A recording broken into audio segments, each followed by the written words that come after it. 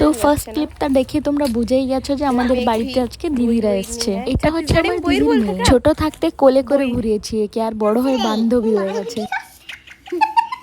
ও কি যে বলছে, কারোর মাথায় কিছু ঢুকছে না। তারপরে কি আমরা তো চা লাভার, আমরা তো টাইম এখানে বসে সবাই চা খাচ্ছে, আর আমরা হচ্ছি বাঙালি। আমাদের কি মুড়ি মাখা ছাড়া কি আমাদের দিন কাটবে বলো? আমাদের জীবন আধুরা হচ্ছে। খেতে খেতে ক্যামেরার দিকে দেখে হাই করতে যে গলায় বেঁধে গেছে।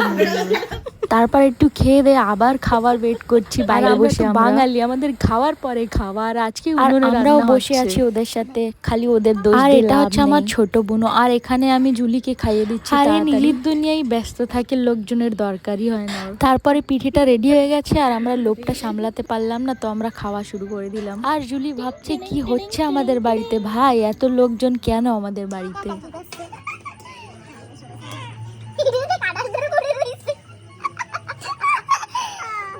আমরা আজকে বাইরে এসেছি, উনুনে রান্না হচ্ছে আর পিঠে খাবো, মাংস আর পিঠে। এই বল কিছু কেন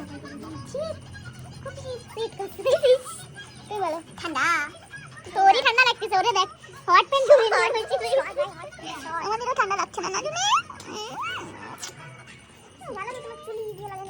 পাপা মেশোদের খাওয়া দাওয়া এখানে হচ্ছে কি দিদার জায়গা নিয়ে এনেছে। আমাদের বাড়ি একটা লোক এসছে যে পিঠে বানানোর ওস্তাদ, সেটা তো আমি আগে জানতাম না, আমি তো আজকেই জানলাম যে ও এত সুন্দর পিঠে বানায়। তারপরে আমরা সবাইও খেতে বসে গেলাম। তো আজকের থেকে আমি সব ভিডিও বাংলায় ভয়েস ওভার দেবো, কেন কি আমি বেশিক্ষণ বাংলায় কথা বলতে পারি না। যদি তোমাদের সাথে কথা বলে আমার বাংলাটা একটু ভালো হয়, ইমপ্রুভ হয়, তাহলে তো বেশ ভালো হলো। তাহলে আজকে ভিডিওটা এই অবধি।